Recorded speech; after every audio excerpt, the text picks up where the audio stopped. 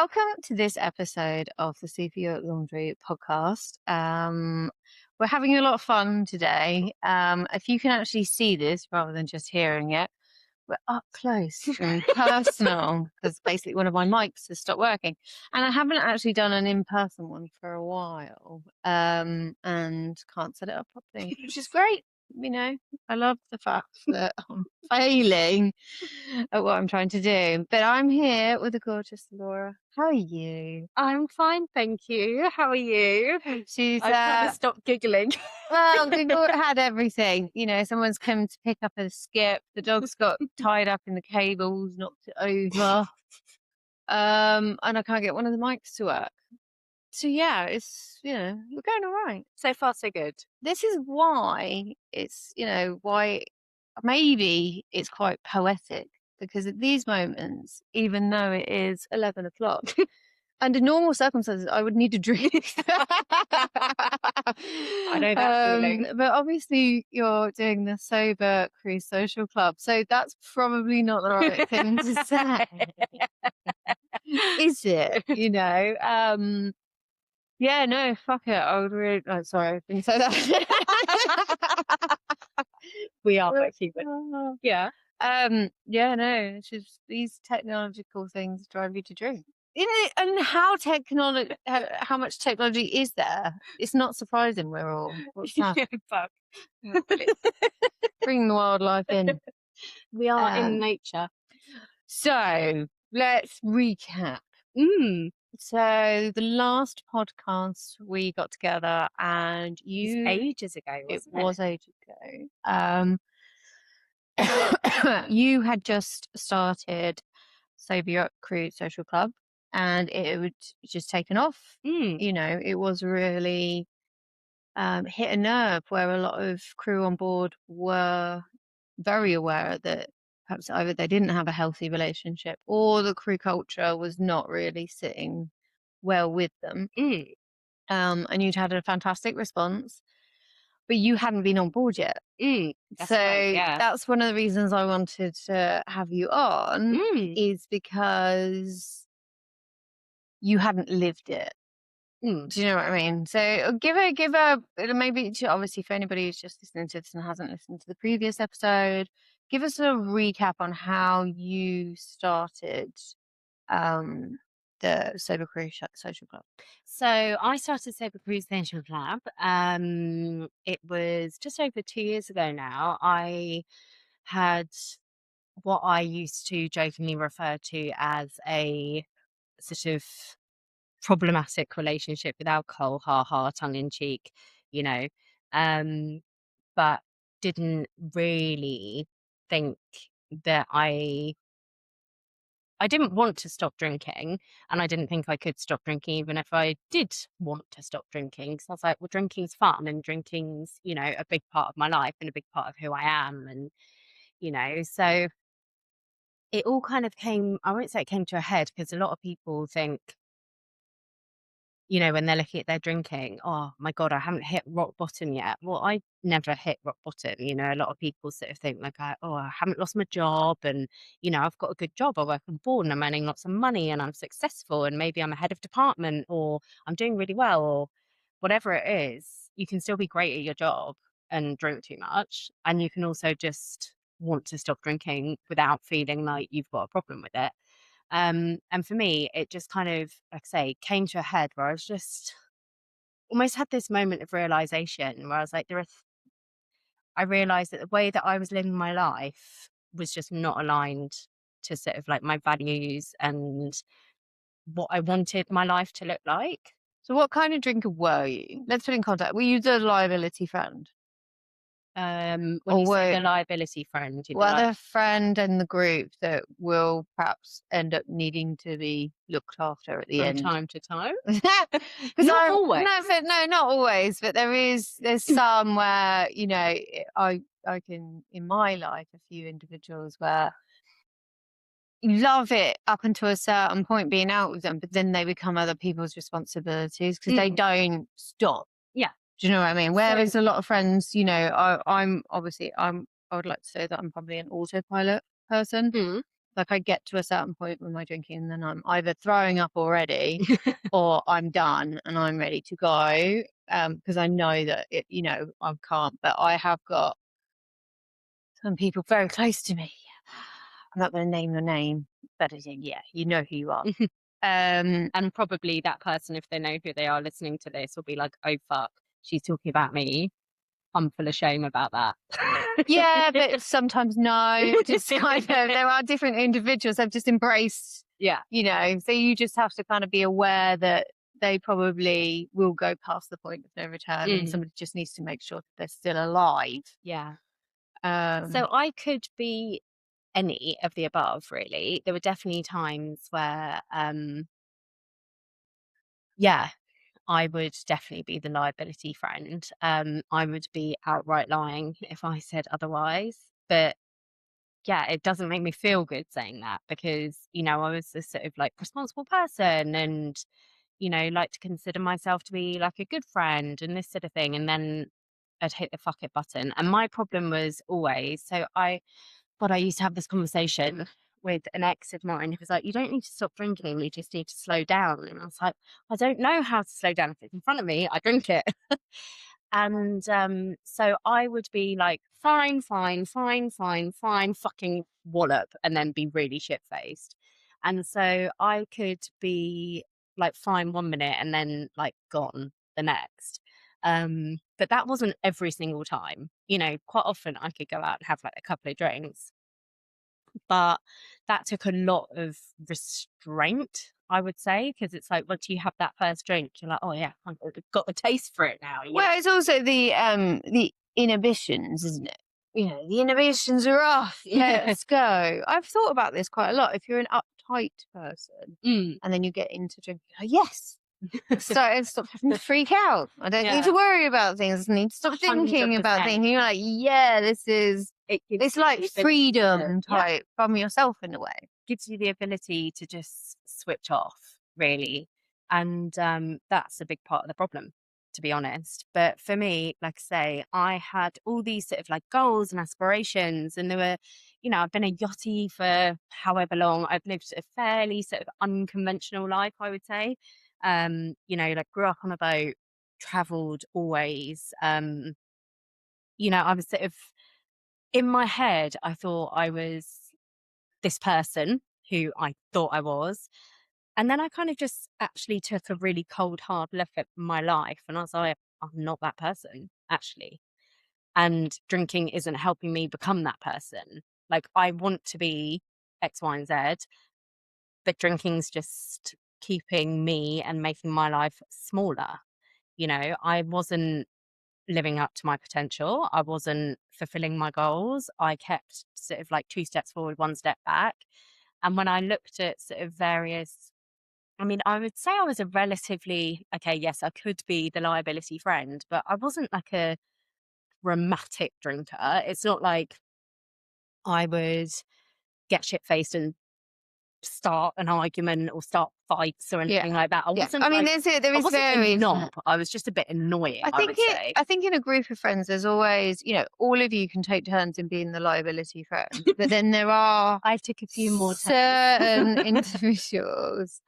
I mean, I'm probably quite lucky that none of my friends, anybody who kind of joined our social circle that was a bit fighty, they were avoided. It was always people that were up for a good time. But then I 100% had loads of friends that just didn't want to stop. Yeah. Don't want the night to end. It's so amazing. We're having such a great time. But I think also because quite often, with a lot of people, they will drink to blackout, and there's a common misnomer that people think that blackout is passing out, and all it is you drink a certain amount, and it means that your brain is unable to create new memories. So you wake up in the morning and you can be walking, talking, dancing, having conversations, snogging the face off some bloke in a bar, and you have no recollection of it. Not because he was shit. It wasn't worth remembering.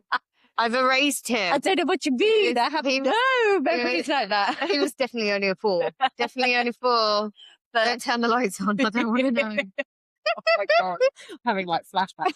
But but because your brain has been unable to create those memories. So it's not necessarily that you're an absolute fucking nightmare. It's just that you can't remember because you drank to a point whereby your brain's ability to create new memories is hindered.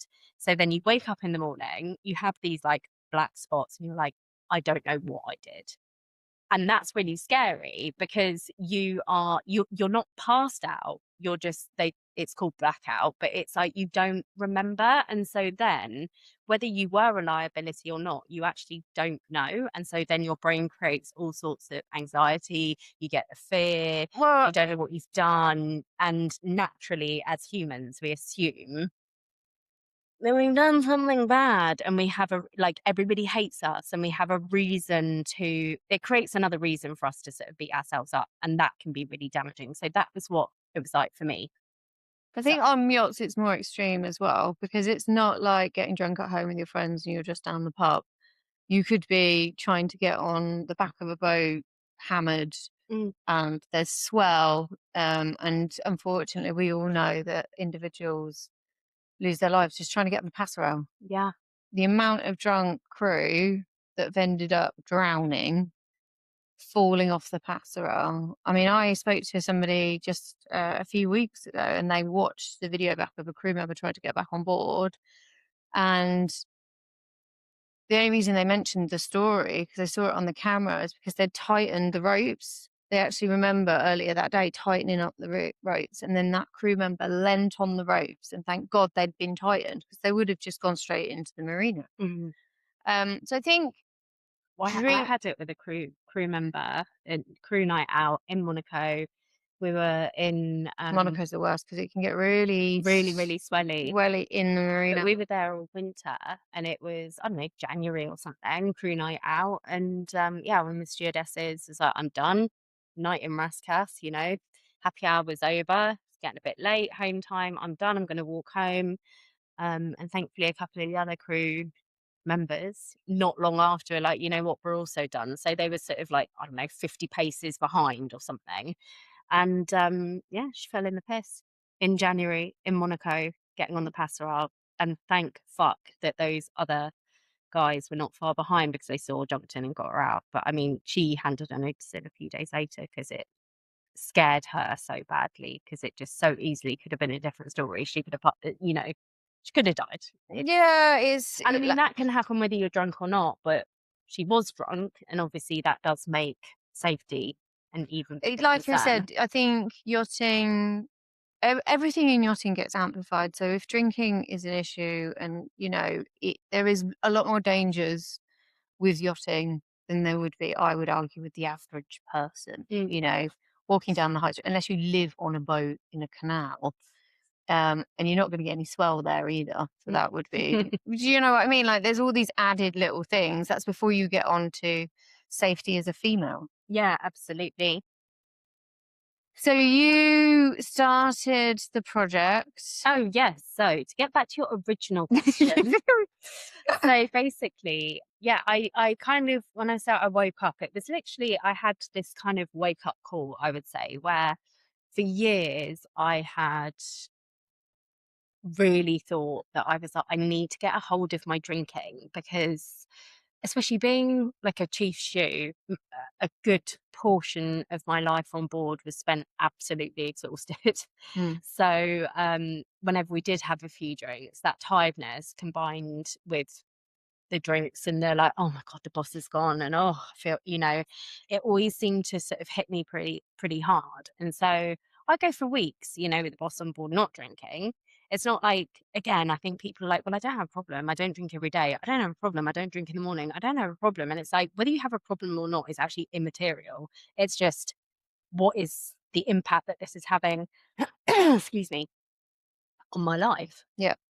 Like, you don't have to drink every day. Like, I know so many people who are like, well, I haven't been arrested. I haven't lost my job. I haven't lost my family. And it's like, That's quite a low bar to set. but so it's like, yeah, why are we aiming for that before we make a change? I haven't been arrested. Well done. Brilliant. But it's like, I hadn't lost my job. I did a good job. I had, owners who I got on really well with, I worked with for a long time.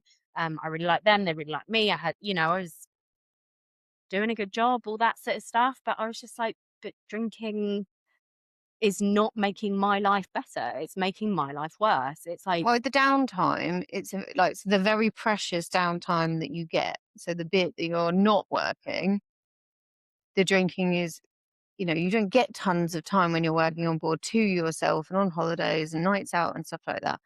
If it's affecting those tiny pockets. pockets, Mm, then it just what are you working for? mm. Well, I think also for me, I had this, like I say, I was never a big dramatic, cause a massive scene.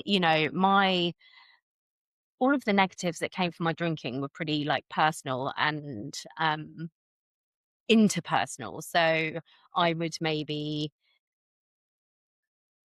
I don't know, have an argument with a partner or something like that, unnecessary, or I would say one thing but do another. Again, I'm not talking about like shagging somebody else in the crew mess in front of them. I'm talking about, oh yeah, I'll be home by this time, and then not, because you start to get on it, or like, oh yeah, I'll send you a message when I get home, but then I don't because I was drunk and I fell asleep, that Mhm. sort of thing, which they're not massive things, but it's just that like continuous erosion of trust, and so I just had this realization where I was like, every single thing that seems to happen, like unnecessary negative things. And again, I'm not talking about massive life events, death of a parent, or, losing your job because of COVID or anything massive. I'm talking about these little tiny things. They are not, I would say 99% of them. It's not that every time I drink something bad happens, but all those little bad things are a result of my drinking. And I was like, what's it doing for me, actually? Yeah. Apart from the immediate initial, oh, yeah, I want a glass of wine. How delicious. Because I didn't drink to get drunk. So many people do. And that's their story. It wasn't my story. So I never used to drink with the Intention. intention of like, yeah, I want to get shit faced and ruin my life tonight. That was never my I don't intention. know how many people that is. So many people drink because they want to black out. Why? Because people are in pain, and people are Mhm. afraid, and people are suffering. And when you don't know how to deal with that, you just want to make it go away. Mm. So a lot of people drink to get out their minds. And that is, That's so scary because you can't leave your mind.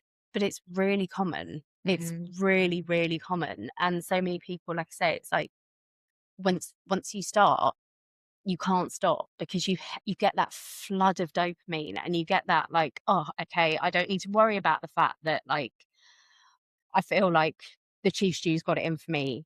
I can just have a drink, like, Mm. oh, I'm the amount of people who I know, like, we all know. I mean, this isn't just pertinent to yachting. It's just life. It's like, fucking hell, the day I've had, I need a glass of wine. I just need a drink Literally this morning. at 11 a.m. But I mean, but When the that's, dogs tipped the lighting over, I was like, oh, yeah. yes, go to the pub. But that's so normal just in every walk of life. But Mm. as you say, in yachting, everything is amplified. And so I just, yeah, my realization, I suppose, came when I was at home. I had taken a break from yachting. We'd had like a loss in the family and various other things, and I just wanted to be at home for a bit. And yeah, I just sort of, I had, I don't know, on and off many attempts. I can't even count the amount of attempts to change my relationship with drinking. I didn't want to, like I said, I didn't want to give up drinking. I loved drinking. Like, I loved a good glass of wine. Like I say, that was part of the problem, actually, was because I kept myself almost in a bit of a lie. Because yes, whilst I did like the, what's I loved good wine. I loved good spirits. I loved good cocktails. And sociable as well. Yeah, A lot of that but comes along with that. also not sociable. I would quite happily sit on my own at home and nail two bottles of wine, but they were good wines. because I liked good drinks. But that was you. Was that you trying to convince yourself that Yeah. because it's a nice bottle, Yeah. it's okay? Yeah, exactly. That's what I mean. That was 'Cause it's part. not £5 bottle of vodka. I'm not drinking a £2.99 bottle of Suave from Lidl. I'm drinking it, Mm. like a 50. All it meant that was just that I had like a more expensive drinking problem. Like there's no sugarcoating it. That No, drinking isn't normal. no. It's not. And like I say, I would be at home on my own in my flat, and I'd make a really nice vodka martini with top shelf vodka, really good, like vermouth, nice olives. And I would, be stood in the kitchen. I'd be making my dinner, making a beautiful dinner, some like truffle, blah, blah, blah. But I romanticized it. It was all very romanticized. I would drink a bottle of champagne, Oh, God. Well, yeah, no, I get that bit. My addiction to champagne. Yeah, But fair. I get. But like, You think that was all trying to justify yeah, it? well, it was because ultimately, after the expensive stuff was gone, I'd drink the cheap stuff. Mm. I didn't have one vodka martini and then a nice glass of Chablis. I'd have a vodka martini, a bottle of Chablis, and then, you know what, I'll just open up the Malbec 'cause it's time to move on to red, and then that has gone as well. And was that every night? No, but it was often enough. And when I was on my own, it was worse because then I didn't have to sort of keep up appearances with other people.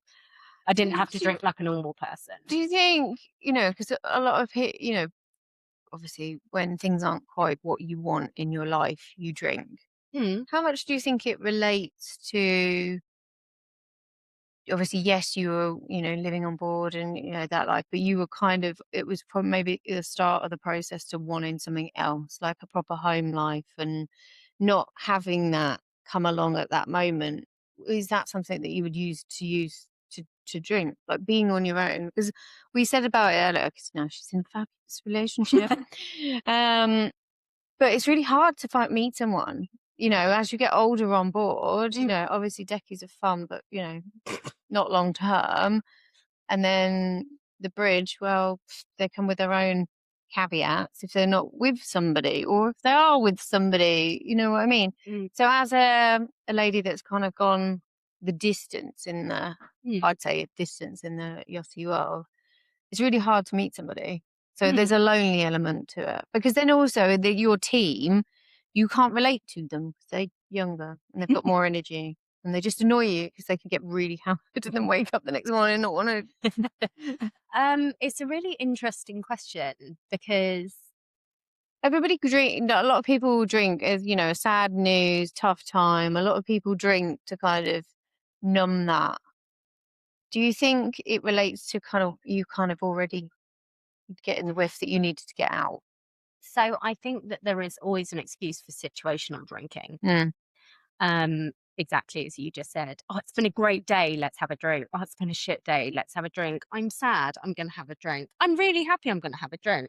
Like when my father died, I drank loads because I was grieving and I didn't know how to deal with that. And I think that honestly, that is the crux of it. Mm. You don't know how to deal with emotions, so you drink, be it good, bad, indifferent, whatever. Sunny, great, let's sit outside, have a drink. Oh God, it's raining. Let's have a drink. I'm guilty of the sunny one. I literally shared a meme. Apparently, it's going to be 27 degrees this weekend. And I said, this woman did a meme saying, "I want to warn everybody. Please, obviously be aware of the heat, but make sure that you stock up on rosé." You were saying there's a really good alcohol-free rosé. There is a really alcohol-free rosé, and we were talking before we came on the podcast about. I have the same thing. I'm not, not convinced, but like decaf. Don't know whether I'd bother. I'd just have something else. Same principle with alcohol-free stuff. Mm. It's not really got any alcohol, so I don't really get it, I suppose, in a way. But I do get it, but I don't get it, if you know what I mean. For me, as a person that doesn't have, like, it's a waste of my time. I'd rather drink, a mocktail or something like that. Because also, they're super expensive. I know. I have tried non-alcoholic wines, because to be honest, when you're going to a place and you are going to drive, sometimes it's quite nice to have something, even if it's just pretend. I get that. But rosé, rubbish. absolutely rubbish. But apparently there is a really nice one. But it costs the same price as a bottle of champagne. So I don't know whether I can make that transition. Well, I think that's the thing, isn't it? I know when I first started drinking like alcohol-free options, because again, it's something that's really divisive. A lot of people are like, if you don't drink alcohol-free alternatives. A lot of people are like, alcohol-free alternatives are for people who want an alcohol-free alternative. They're not for people who actually really want to drink. And this is acting as a substitute, if that makes Yeah. sense. I don't know if I've explained that in a very good way, because if I'm sitting here and it's 11 o'clock in the morning and I'm really thinking, holy fuck, I want to drink, I want to drink, I want to drink, I want to drink. I would do anything for a gin and tonic right now, but that's not a time to go and have an alcohol-free gin and tonic. No.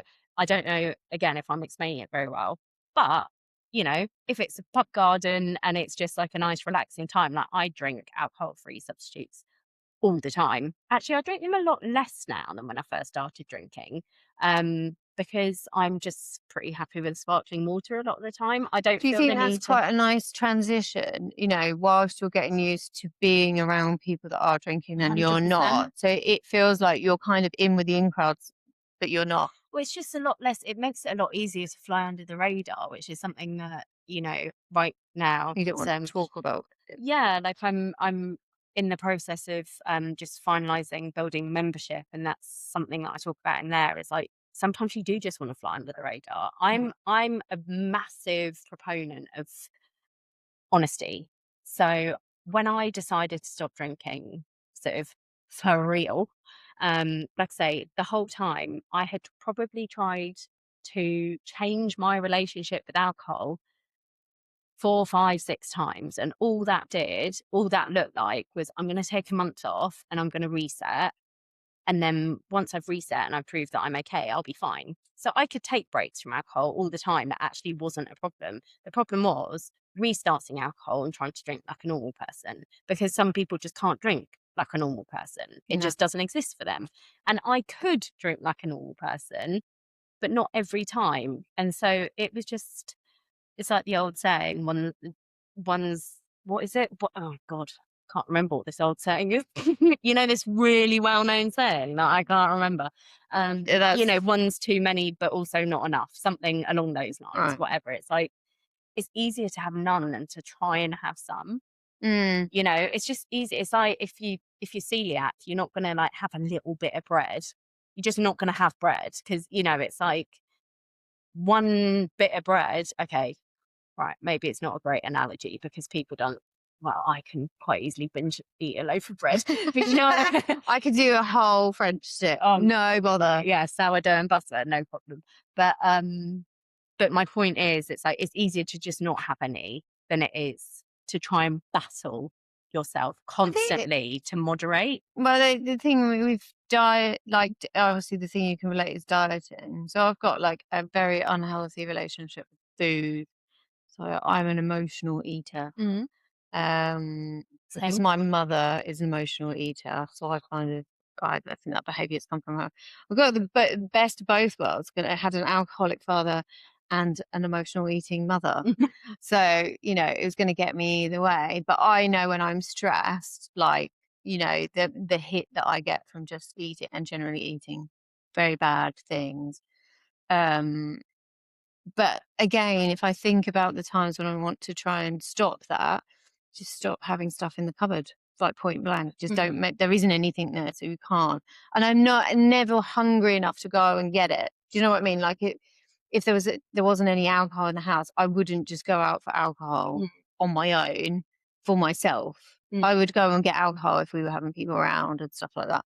But the food thing. I mean, having a child, because there's always snacks. Do you know what I mean? So if I'm having a stressful time, especially coming up to doing events like Pearl's events, I'm terrible. I'll eat just because it doesn't solve the stress. It stresses me out because when I come to pick an outfit for said event, like it's like I'm like, oh, it's all tight. But it is just another form of coping. Yeah. And what that does when you decide to lean on food or alcohol or shopping or gambling or sex or whatever it is, it gives your brain a rest Yeah. from what it is that you're stressing about. And it means you can then focus on that thing. So you can then focus on, "Oh, you know what, I'm stressed. I'm going to eat this, I don't know, whatever it is, massive family sized bar of chocolate. Perfect." And now I can worry about that, which is kind of trivial in Mm. the grand scheme of things, but it means that I don't have to worry about the thing that I'm actually So you see worried what about. about. Yeah. And it's the same with alcohol, and it acts in exactly the same way. It's just alcohol has more consequences, and it actually changes. Like, I mean, comfort eating changes the way that it sort of changes your brain chemistry as well, but not to the same extent as alcohol, you know. So, Yeah, and it no, you also can't doesn't get wasted on food. You no. can. Although I did, because like you, I still have the tendency to be a bit of a comfort eater, especially lately where I felt quite stressed. And I woke up the other day and I was like, I feel hungover. What the fuck? How rude. And it was just I'd eaten a lot of sugar, and Yeah. I'm like, Yeah, it is a tricky one. So obviously when we last we've gone way off yeah, but tangent. it's good because it's just a conversation at the end of the day. I still don't think I've answered your initial question. You started obviously the club and everything else, but you'd not lived on board. How was it to go back on board after setting your stall out with the sober crew? How did you how did it feel? Did you feel more pressure to try and do it? Or did it was like I was quite that's why I wanted you to come back. So I Mm. want to know So when you were trying to live on board in that environment, obviously everybody's trying to be sociable and all of that kind of stuff. Like, how easy was it? So I think a massive difference for me and why, oh my God, there's so many different factors actually to answer this question. I'm going to try and remember them all. So, first of all, I was so glad that I had set up this online accountability. Um, Not necessarily going back on board, just in early sobriety in general, because I knew that there were people that I could reach out to. And this is why I'm always, always like my biggest messaging always is you don't have to do it on your own because it creates even more loneliness and isolation. And drinking by its very nature is isolating. Even if you are being sociable, when you Mhm. have that 3 o'clock wake up and you're lying in bed and your heart's racing and you're thinking, oh my God, why did I drink so much again? Oh God, today's going to be a real struggle. Why do I always do this? Oh my God, I've got to deal with X, Y, Z. It's a very sort of isolating experience. So 100% just by sort of creating some sort of community in this beginning was like huge. And then I think, and this is probably the most important aspect, and like people might actually hate me for saying this, I found it so easy because I didn't decide to give up drinking and look at it as, oh my God, I'm giving up drinking. I went at it completely differently. In the past, it was always like, oh my God, okay, I can't drink. How do I survive not drinking? When I decided to stop drinking this time, it was a complete shift. I was stopping drinking as a choice, not as a necessity. And I decided literally from day one, I am now going to be a sober person. How does a sober person live? I changed my entire mindset. It wasn't, oh my God, I now can't have this thing. It was, I don't drink. And that's why it's, again, as I was saying earlier, I speak a lot about being honest with this. I really think if you can be, and if you're in, a trustworthy circle, I'm not saying you need to, announce it on the tannoy and tell the whole boat that you stopped drinking. But if you're just, like you've got somebody who you share a cabin with, everybody has like a boat bestie. Normally, just be like, I've decided I need to stop drinking and I'm like quite serious about it.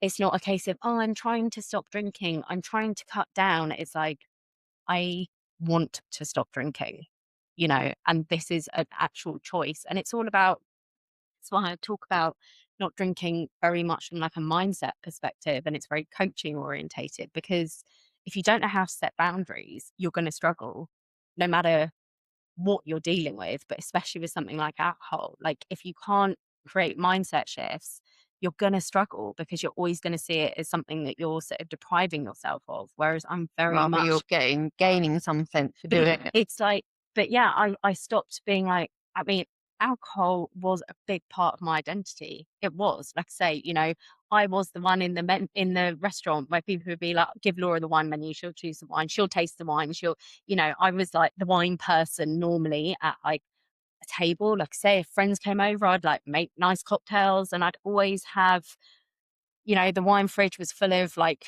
champers and wine, and, you know, what do you want? Do you want white or red or all this? Or, you know, like it was just a big part of who I was. And so I was like, right, okay, if I keep going at this with the like, oh my God, I'm losing all this aspect. Like, I didn't want my life to feel less. I wanted it to feel more, which was the whole reason why I stopped drinking. So I was like, I don't want to feel like I'm losing things by Yeah. not drinking. Well, because you won't stick at it.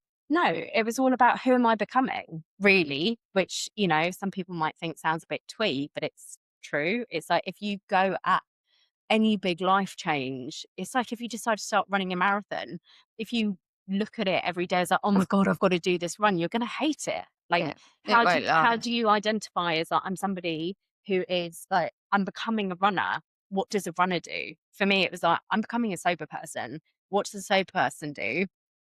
And how does a sober person, you know, live a great life? Well, it looks like this, and this is, you know, who I get to choose what it looks like. If you look at everything as a sort of like, yeah, deprivation, it's not going to work. So for me, going back on board, I just found it really quite easy because I just don't drink. Yeah. You know, it's just really like, I don't, I don't know. I like, I think I'd done all the failing at it in the past. So I knew, I really knew what I had to do differently this time. And so, yeah, I just made it as easy for myself as possible. And like I said, just sort of not created a new version of myself. That's too extreme. But it's like, I think going onto a boat sober is easier than stopping drinking whilst on board. If Like you made the decision off the boat and then you were going rather than but making the decision on the boat. that was easier. And this is something that I talk about a lot as well in the membership, because in the past, I'd always tried to stop drinking on board. And I can see now how I would do that differently. Because again, it was very much but it comes from a place of lack of self-confidence, comes from a place of not being able to set boundaries, comes from a place of not knowing who I am without the alcohol. And so a lot of the time, it can be a lot harder to just decide, you know, it's Monday, I'm going to stop drinking today, which is why you need that support. It's But also, you it's know, also like, if it's going to feel easier to go home when you're on leave, I mean, nowadays it seems like more and more boats are having like rotation, people get more time off, which is fucking fantastic. But it's like, maybe it is something that you're like, you know what, I've got my leave coming up in 2 weeks, this is something I'm going to tackle when I'm home. That might feel easier, but it's also for the people who don't have that option, like just being able to provide the support, because I've done it so many times and I know what doesn't work. And so I sort of feel as though people just need to know that they have someone to talk hmm. to know how to do it, because I'm pretty well versed in how not to do it. It is a tricky one because there's just so many other factors, isn't there? There's, you know, the stress of being on board. You might be Mhm. going through a phase on the boat where your work is particularly stressful, stepped up. I know a number of individuals that when they go on board, they don't bother because they're trying to get, you know, promotions and stuff They like that. don't bother.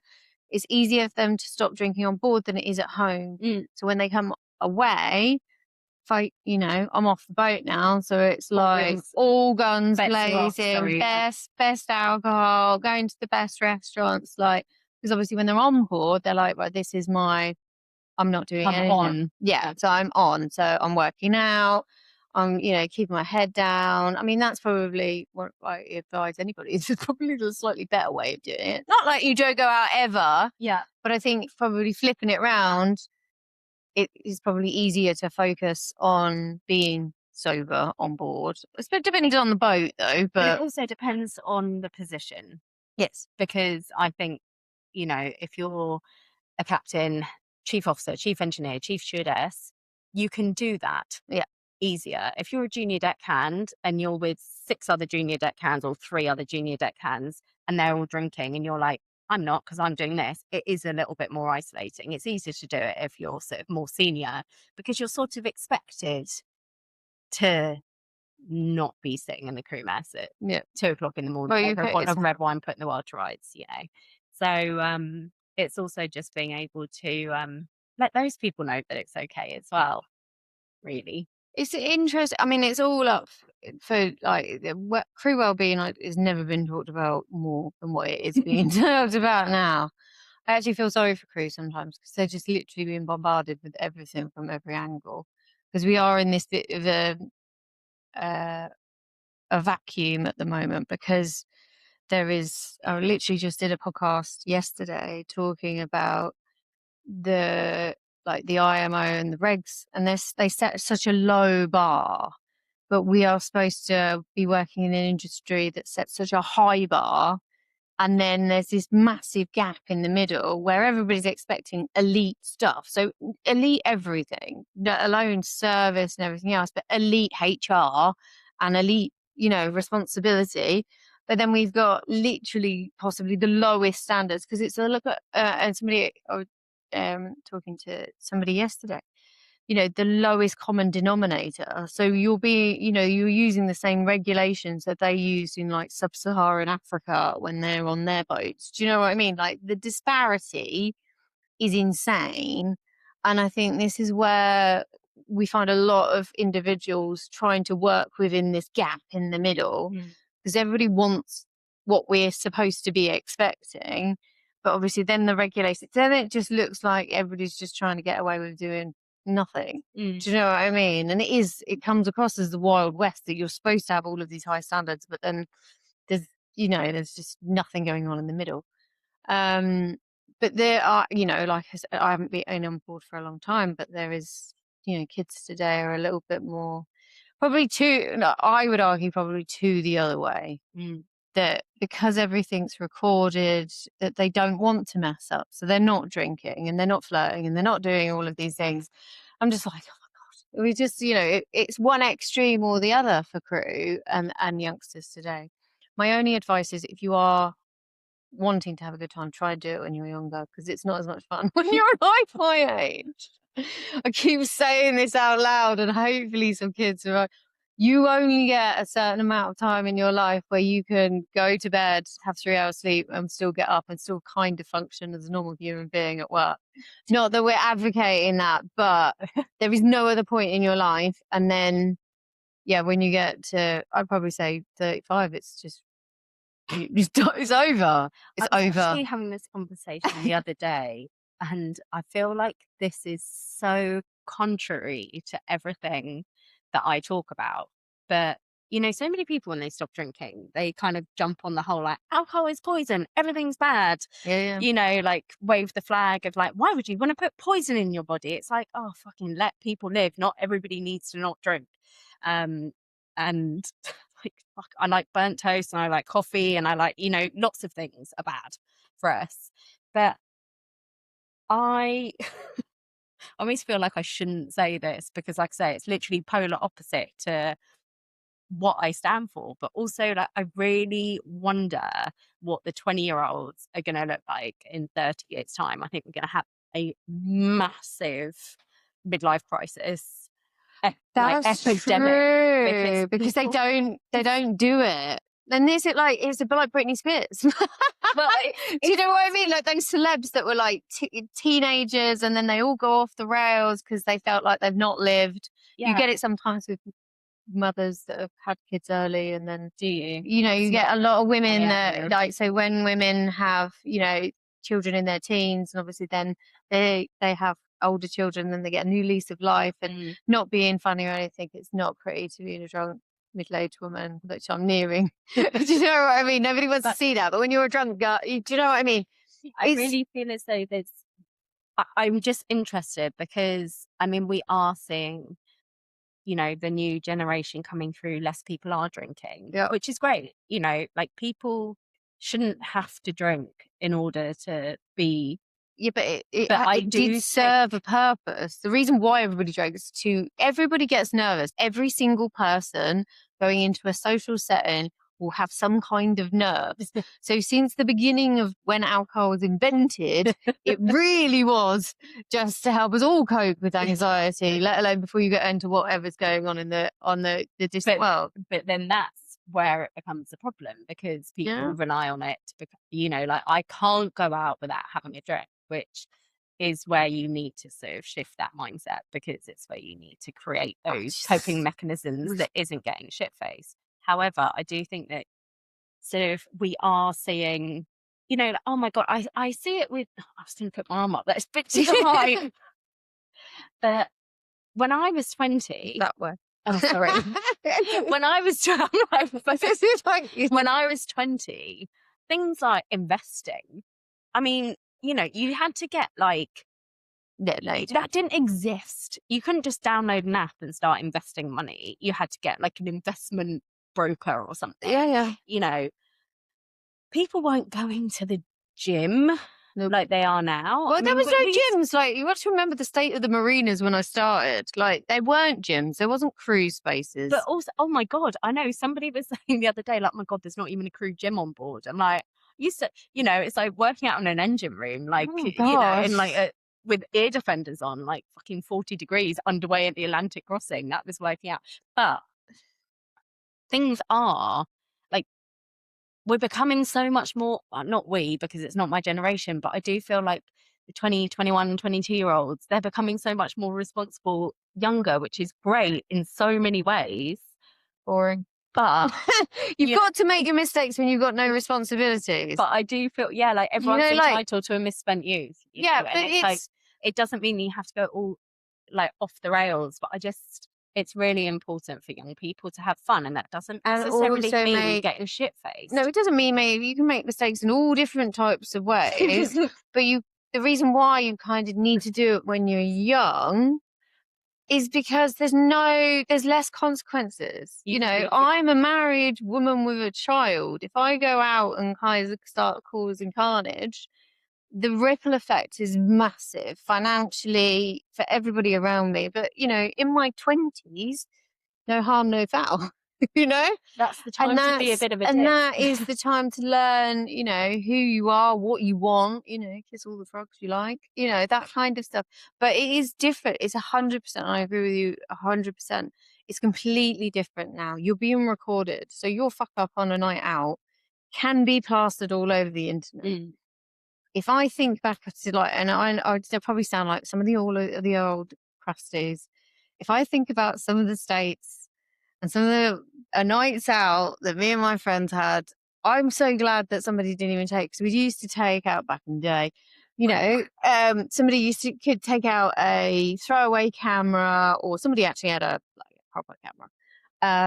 They were very rare, but there are some. They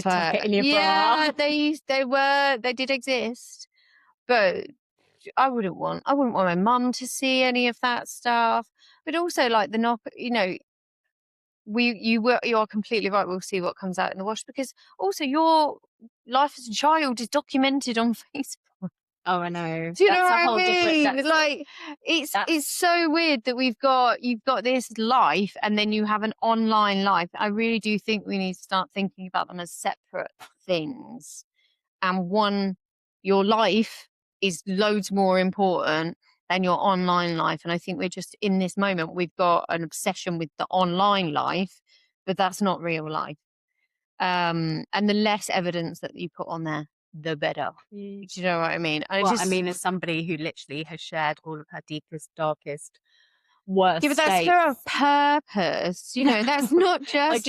I do. You know, that's for a real function to try and help others. That's not just because you're like, yeah, check me out, wasted again. No, I sometimes have I have worried about the stuff that I've shared, but I really, and I say this whenever I talk about it, those are the moments where I am the most vulnerable, where people will reach out and say, "Oh my god, this is me."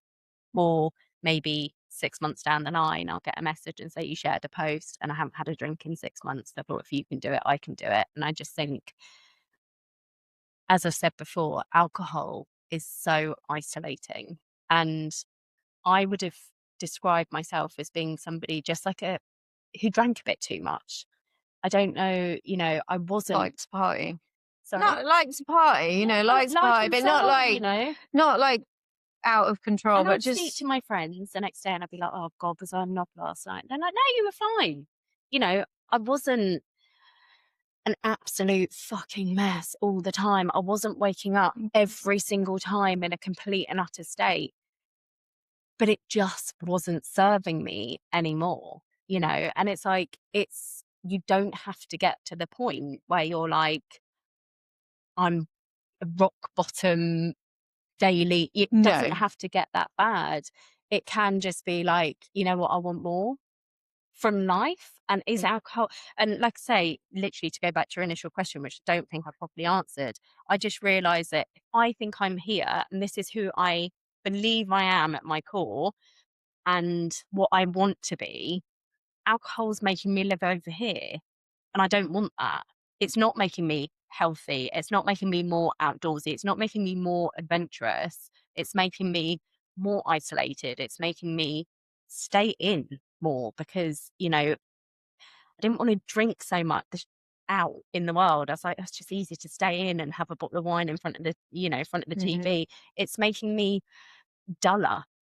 I'm not reading and educating myself. It's making me stupider. It's making me unhealthier. It's making me all these things. And I'm like, what's the common denominator that's stopping me from being here? It's booze. yeah. Well, it's the thing is, it's like everything, it's what's going on with you, what's happening in your life. It's, it's also, like I said, I mean, I've not had any testing, but like I'm daughter of an alcoholic, like proper. He managed to pickle himself from the inside. Mm, which Um, is terrible. but they're doing research into, I don't have a particular. It made me probably more alcohol adverse. Mm, What happened to my dad, but it's not. My sister's not the same. So if lots of things can play. I mean, I'd love to know the genetics. You're genetically predisposed to having an issue with drink or substances in general. mm, There's loads of research into that. So everybody's slightly different, but I quite like the fact that you just bring it back to, is it, with working on board and those very small amounts of time that you get to be sociable or do something that you want to do, is alcohol helping that or not? mm, Is it not? So, it's great having 2 days off at the weekend, but on the Friday night, you mess yourself up so much that you stay in bed all Saturday. You're not really resetting or doing anything at the weekend, are you? It's just a whole recovery routine, mm. which is not going to help you when you know, Which but if you're 20, they've got a shot at kind of being fairly normal and your responsibility level will be quite low. So therefore you can cope with it. So is that, if it's not helping, it's not making you feel good, then that's a sign to have a reflection on it. And I it's think the industry it is. is a lot better having an opportunity to talk about stuff like that. What you're doing, I think is good. I think, like I say, and you know, as I say all the time, it is probably the number one isolator. It can make you feel like the worst person in the world. It can make you feel like nobody else understands. And this isn't, like I say, somebody who's picking up a drink and pouring vodka on the cornflakes drinker. This is just like a typical Friday night out, waking up on a Saturday, as you say, in your bunk, feeling like, fuck, what did I do? I don't really remember getting back. But because I'm an idiot last night. Oh my God, I just want to stay in here. I want to hide away. I'm going to sneak off to the crew mess when I think most of the people have gone, maybe get a box of Pringles or a tube of Pringles, take me back to my cabin, rewatch some like comfort TV show. And then maybe by Sunday, like Saturday evening, show my face, make sure that I'm okay. And by Sunday, maybe go out and people send a message on the group chat. Oh, do you want to go for some drinks Sunday lunchtime?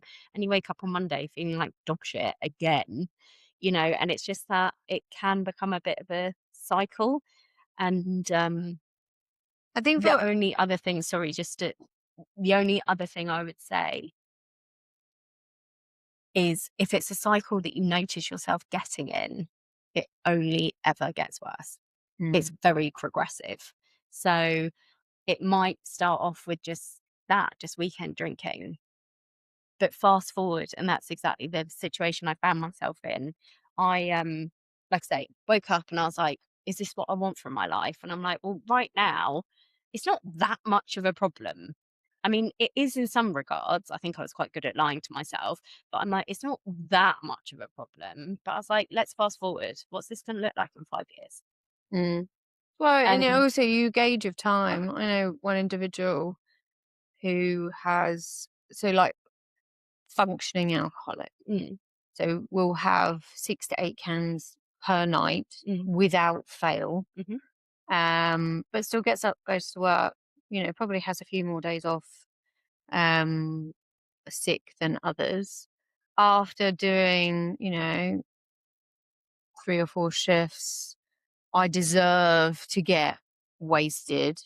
Considering, for any normal individual drinking that amount of cans on a night is excessive, but that's just become the norm. And then at the weekend, just going even balls to the wall. balls to the wall. Mm, Like it's just crazy. But because they still managed to, and this is the still managed to hold on the job, not been fired, not been arrested.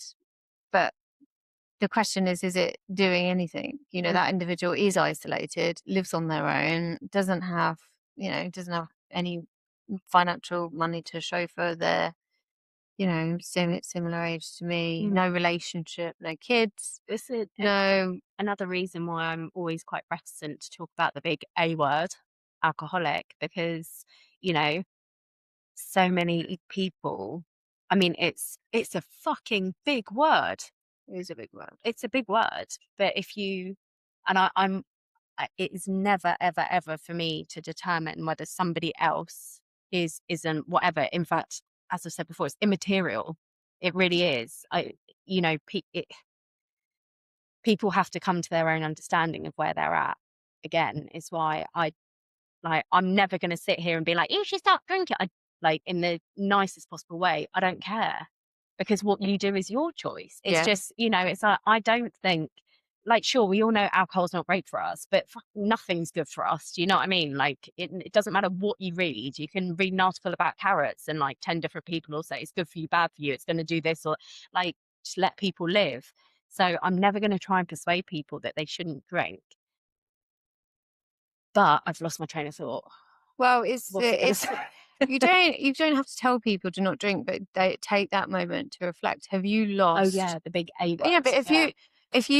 if you're drinking every day, and I know lots of people that do drink every day, um, it's not a great sign. Mm, And then if you are drinking excessively, and needing, like you said, that blowout, like I really want to get hammered, even though you've been constantly drinking the whole week.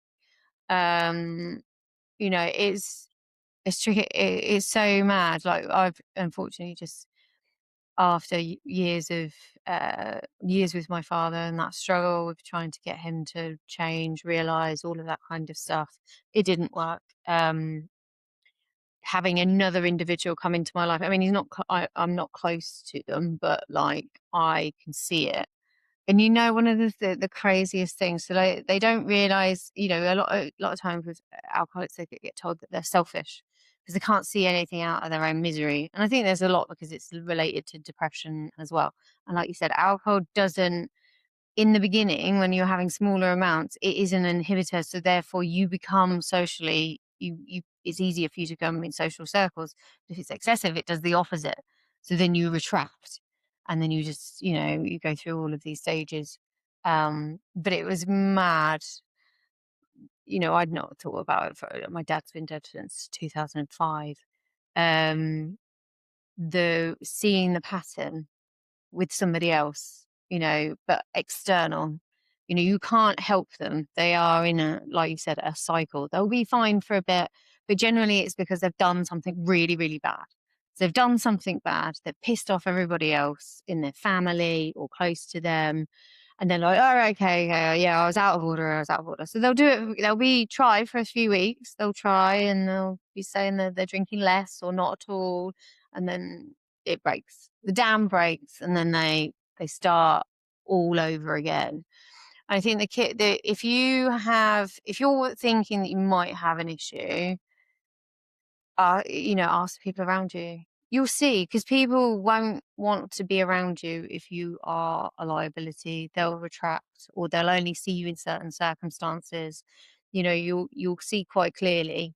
Hiding alcohol, drinking on your own, all big signs that perhaps you need to reflect on what is going on with you, and how you're using it.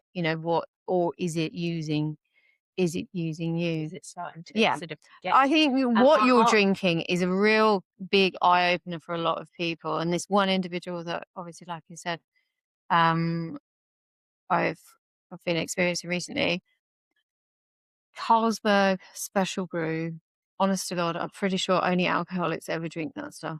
Or White Lightning, or do you know what I mean? Just real, or Polish vodka. White Lightning takes me back to being a teenager, But like, playing spin the it's bottle in the just, park. if you're sober, if you're so desperate to drink and you're drinking stuff that, like, let's be honest, it's not nice. That's very, yeah, it's true, but also, as I said before, there's not one way to have that like You have can a have problem. posh alcoholics too. Alcohol is very non-discriminatory. It can, I know, and I think to go back to, as you were saying before, people, there are so many people in the industry who are high functioning alcoholics. It's never for me to determine whether somebody else is or isn't. And that's why I say, like, you don't need to identify as an alcoholic to want to stop drinking. There are lots of sort of grey area drinkers, but actually it's still having a negative impact. And it's not necessarily about, like, oh my God, I want to stop drinking. I want to stop drinking forever. For a lot of people, when they take a break, if they haven't taken a break before, if they haven't taken a break in a certain way before, where it's actually a positive change, as opposed to, oh my God, I'm clinging on to by my fingernails until it's like the 31st of January and I can pour a glass of wine, they realize that they maybe don't want to go back to drinking in the same way, because it's so much better without it, because again, it's not about restriction, it's about It doesn't help. opening your life up. But It doesn't help. It's, just like me with food, it doesn't help for me to stress eat. it's a number. And it doesn't help to stress drink, because generally you'll have a drink to feel better, but then you'll feel rubbish. So you're not going to deal with the situation any better. You get that initial hit of dopamine, which takes the edge off. And then you're spending the rest of the evening seeking that dopamine, which you won't find again. You only get it from the first drink. By the second drink, you hit that kind of warm, fuzzy feeling, and then it's basically all downhill from there. That's just science. And then it gets just, as I say, progressively worse, because you're constantly, it's like any big drug, you're constantly seeking that first initial hit of dopamine, and you become sort of numb to it. Yeah. So then, day one, it's like, oh, that first glass of wine was lovely. Day 4,000, when you've been doing it for years and years, actually you're hitting that 8th glass of wine, maybe. It's like it only ever gets super worse. addictive. It is super addictive, but it doesn't help you deal with anything at all. It does the exact opposite of what it's supposed. It spikes your anxiety. It's the links between poor mental health and alcohol, substance abuse, alcohol use disorder are through the roof. And I think this is something that I really struggle with, because I'll probably tick a load of people off, but in yachting, yachting is a good deal behind the rest of the world. But right now, as you said, we're seeing a massive wave of like mental health support for crew.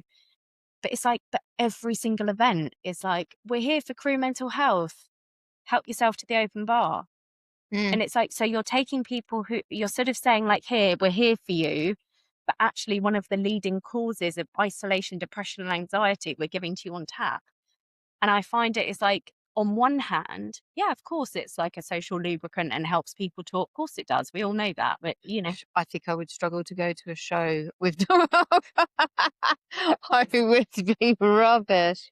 But it's true, it's like, but yeah, then it's have a like, drink. Well, then also, it's and it's like when you look at, you know, tricky. when I was at the Palmer Boat Show and I was at a mental health panel and somebody there shared, you know, like the last, like the most amount of suicides in the industry are captains. Mm. So they're people who are dealing with an enormous amount of pressure. And these are the people, again, who we see self-medicating, having a drink in the cabin at the end of the day on their own because they don't necessarily have a way to manage that stress or the pressure. Because, I mean, as we know, lots of people, I think, especially sort of like junior crews, see a captain, we're fucking lucky, I'm 2-2 rotation, loads of money, but it's a hugely stressful job. Mm. People's lives and everything are at stake. And again, what's the easiest way to take the edge off if you don't know how to deal with it? Is just to have a drink. I think, like you said, things are changing. There's more access to more information than there ever has been. So, it's, dealing with life, you need a toolbox. You need support. You need, if you are going through, it's a level of self-awareness as well. Mm, You have got to understand that, and each substance, what will do what and for how long. mm, Do you know what I mean? Just be a bit educated. It can be great to have a few drinks, and relax and go and see people and be sociable. But also, it can flip the other way. It works with everything. I think crew today could be more optimistic than ever mm, because they have more access to different tools to deal with, let alone stress on board, but whatever life throws at you. mm. I do think things are changing, but I say with a caveat, if you're going to be wild, you have to do it in your 20s. Yeah. Do And I, it in your 20s. But I've never thought about it like that. Like the 20 somethings, like we'll watch this space because when they're 40, I'll be like 60. I They'll mean, be watching to see how well, they all erupt. we all know what, you know, the stereotypical, like, oh, I don't know, 60-year-old in the Porsche having their midlife crisis. It's like, and those are the people who didn't live their youth. And now we're seeing a whole generation of it. But I do think that society is changing. So I don't think that there is necessarily that need per se. And also, like, I think we talked about this last time. People just don't socialize in the same way. You know, people No, it's a socialize on lot. their phone. And again, like when we were younger, but if you wanted to date, you know, you had to go to a bar and put your big girl pants on and like have a drink, you know, because that was what it looked like. I think we're Whereas now you just swipe on a phone. yeah. Well, I mean, we're in the middle of the flood, so it's like a flood of So the reason why we probably went out more, there was four channels on TV. And you didn't have control of the TV And you because have there was and you only have one one TV. phone No, as but you well. had You had to there make a was phone one call. TV. If your family were flush, you might have a TV in your room. But there was four channels, so there was bugger all on TV. So why do you want to sit in your house and try and find something on four channels? It's very different now. You can watch what you want when you watch it.